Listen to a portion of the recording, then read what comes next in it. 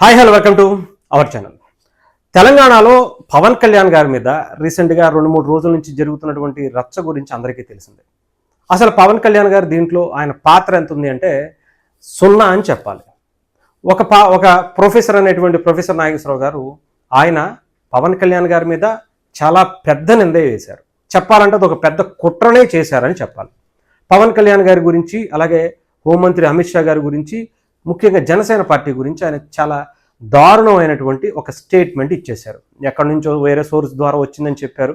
But ఆయన వేసినటువంటి ఒక నింద మళ్ళీ వేసిన తర్వాత మళ్ళీ జనసేన పార్టీ అధినేత పవన్ కళ్యాణ్ గారిని టార్గెట్ చేసుకుని చెప్పులతో కొట్టించడం, ఇష్టానుసారం బూతులు తిట్టించడం, ఇవన్నీ కూడా చేస్తారు.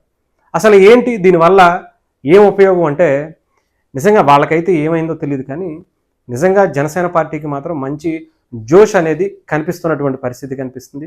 వీళ్ళు ఏ రకంగా అయితే జనసేన పార్టీని ఏదో చేయాలనుకునేటువంటి ప్రయత్నంలో ఇప్పుడు జనసేన పార్టీకి ఫుల్ అంటే జోష్ ఇచ్చినటువంటి పరిస్థితి కనిపిస్తుంది. చాలా యాక్టివ్ అయ్యారు, చాలా అగ్రెసివ్ అయ్యారు. అందరూ కూడా ఒక రేంజ్లో వరుసపెట్టి కేసులు పెట్టడం కావచ్చు, ఆఖరికి ఈరోజు కబ్జాకి సంబంధించినటువంటి ఒక ఇన్సిడెంట్ ఒక ఛానల్ ప్రచురించినటువంటి పరిస్థితి కనిపించింది. దాని మీద కూడా జనసేన పార్టీ లీగల్గా వెళుతున్నటువంటి పరిస్థితి కూడా కనిపిస్తుంది. అలాగే జనసేనలో తెలంగాణకి సంబంధించినటువంటి ఒక ఆవిర్భావ సభ, అదే తెలంగాణ ఆవిర్భావ దినోత్సవానికి సంబంధించి కూడా ఇక్కడ సభ చేసుకోబోతున్నారు. దాంట్లో పవన్ కళ్యాణ్ గారే స్వయంగా ఆయనే వచ్చి పాల్గొనబోతున్నారు. ఇంకా చాలా కార్యక్రమాల మీద జనసేన పార్టీ దృష్టి పెట్టినటువంటి పరిస్థితి కనిపించింది.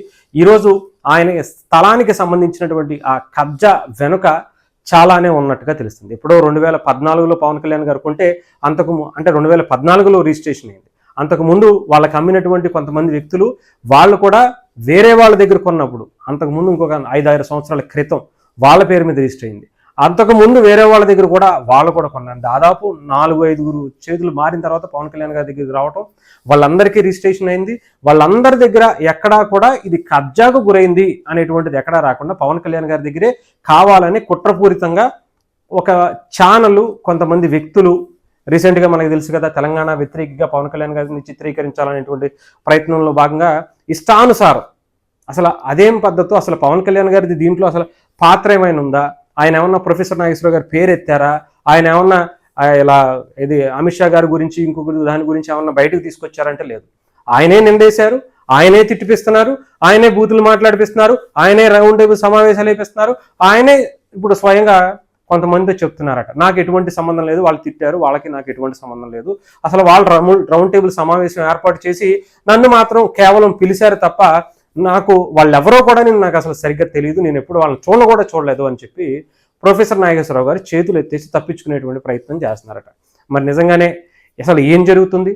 పవన్ కళ్యాణ్ గారే టార్గెట్గా కొంతమంది కావాలని కుట్ర చేస్తున్నారా అనేది కూడా చూడాల్సినటువంటి పరిస్థితి ఉంది. ఏం జరగబోతుందో, ఏం జరుగుతుందో, ఈ 2వ తారీఖు వరకు పవన్ కళ్యాణ్ గారు బహిరంగ సభ కూడా ఉండబోతుంది. దాని మీద ఎలాంటి ఇంపాక్ట్ చూపించబోతుంది అనేది కూడా మనం చూడాలి.